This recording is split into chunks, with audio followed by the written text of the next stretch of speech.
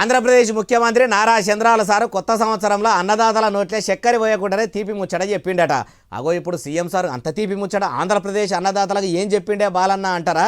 అన్ని ముచ్చట్లు మునుంబట్టి నేను చెప్పుకుంటూ వస్తా, ముచ్చటినాక మీరు కూడా కామెంట్లు చేయండి. కూటమి సర్కార్ ఏలుబడిలోకి వచ్చినాక అన్నదాతల బాధలు వాపేదందుకు సీఎం చంద్రబాబు సార్ తాకత్తుకు మించి దానిలాడుతున్నాడట. అయితే చాలా మంది రైతులు పట్టా పాసుబుక్కులు లేకుండా చాలా అవస్థలు పడుతుర్రట. భూమి ఉన్నా కూడా పాసుబుక్ మీద లేకపోయేసరికి పల్లెల్లో కొందరు కామన్ పబ్లిక్ భూములు గుంజుకొని కష్టాలు పెడుతుండని ముచ్చట తెలుసుకున్న కూటమి సర్కారు ఇప్పుడు కొత్త పాసు పుస్తకాల పంపిణీ సురువు చేసిందట. అయితే రాజముద్రతోనే కొత్త పాసు బుక్కుల పంపకాలు సురువు చేసి అన్నదాతలకు ఉన్న భూముల పంచాదులను సాగు చేయాలని సర్కారు చూస్తున్నదట.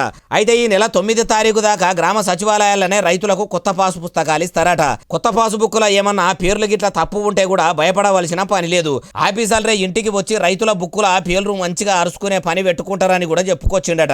అయ్యా నారా చంద్రాలు సారు, మరి మీరు ఇట్లా రైతులకు కొత్త పాసు పుస్తకాలే కాదు, అటు అన్నదాతలకు కొత్త కొత్త పథకాలను పెట్టి వాళ్ళ బతుకుల్లో ఎలుగులు నింపాలి. ఇంకో ముచ్చట ఏంటంటే జాగలు భూములు ఉన్నోళ్లకు కూడా కాకుండా ఏం జాగలు భూములు లేనోళ్లకు కూడా మీరు మేలు చేసేటట్టు పథకాలు తెస్తే మంచిగుంటుంది.